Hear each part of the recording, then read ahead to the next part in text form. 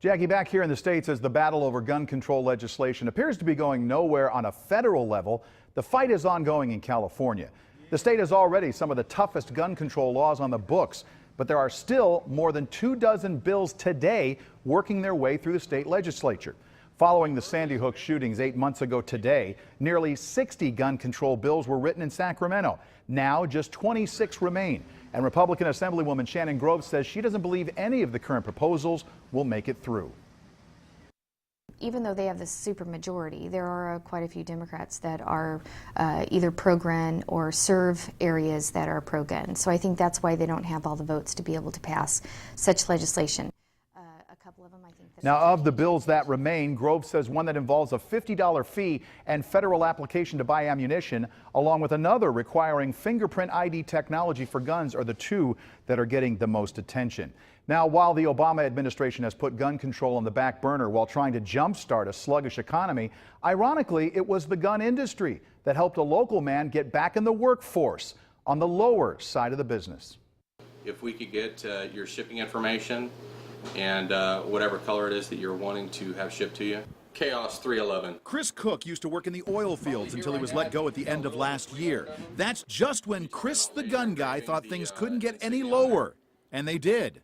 And it worked out actually great for us. So Chris and his wife started EP Lowers, selling the gun part of an AR-15 rifle, or the firing mechanism. His product has a solid core that the lower is built around. It's called an 80 or 80%. It can't be fired as is, and as a result doesn't require Cook to possess a specific license to sell a firearm.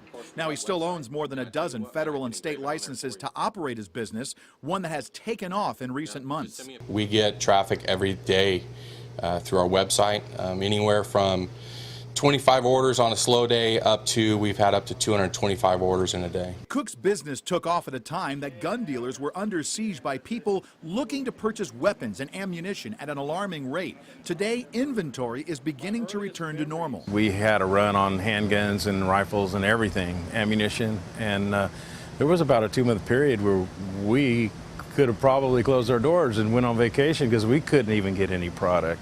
And that still happens. It's not quite as bad as it was, but it's still happening. The 80% lowers are popular with people who build their own firearms. Cook says the Federal Gun Control Act of 1968 allows anyone who can legally own, possess, or purchase a firearm to manufacture one gun a year for their personal use.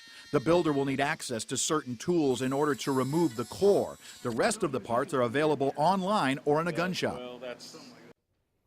Now, Cook sells his lower at 22 locations nationwide in addition to online. He says he hopes to open his own manufacturing facility right here in Bakersfield in the near future. Jackie?